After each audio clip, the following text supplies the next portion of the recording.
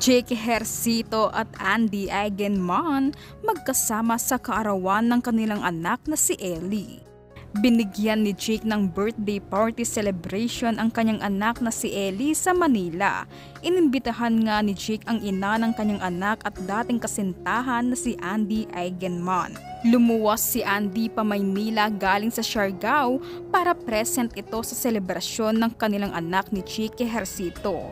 Gusto ni Jake na magkasama sila ni Andy para sa ika-13 ng kaarawan ni Ellie.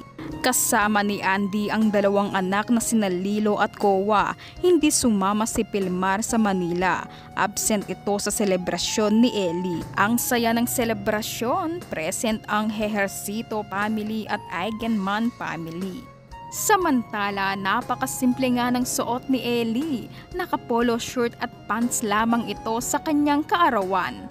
Mana talaga si Ellie sa kanyang ina na si Andy na simpleng mag-ayos at magdamit. Hinangaan naman ang co-parenting ni Jake at Andy. Pagdating raw sa importanteng kaganapan sa kanilang anak na si Ellie ay gagawin raw nila ang lahat para maibigay na kumpleto silang tatlo.